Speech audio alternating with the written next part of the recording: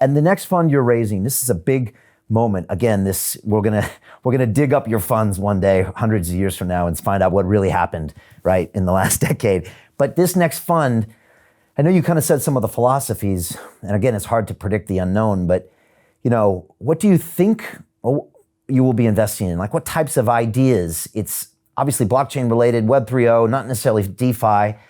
What are some of the ideas you're thinking about? And also, I'm curious, where are these companies located? Is it much more international than it was, say, on your previous fund? Oh yeah, that's a great question. And we just had our investor summit recently, so we kind of did a then and now comparison of what we've invested in now versus the summit 2 years ago in 2019. And in 2019, 2/3 of all the projects we had invested in were in the United States, and 2/3 of those were within 2.9 miles of our offices in San Francisco or Santa Rosa. So half of everything we ever invested in was within a couple of miles of our two offices in California.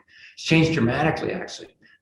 It's now 58% outside the United States. So we're seeing a much more global distribution of projects that we invest in.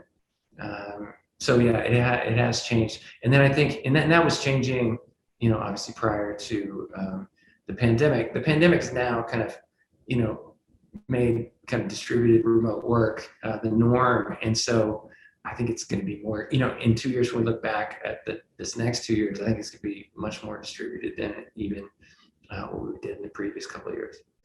If you had to throw cities out there, I mean, who's in the mix? Is London in the mix? Is Tel Aviv in the mix, or Singapore? Or, I mean, again, a lot of these are just maybe on their letterheads. Maybe all of those people are in different places. But are there any spots that you see coming up as being big in Web 3.0? Yeah, so it is very distributed. There isn't really a concentration. And again, it used to be half were in Silicon Valley. Now it's very distributed. There's a huge blockchain community in San Juan, Puerto Rico. Now we have a handful of investments in China, but the rest of it really is distributed, very evenly around the world. We're probably invested in 35 different countries, which is very different than most industries in the past.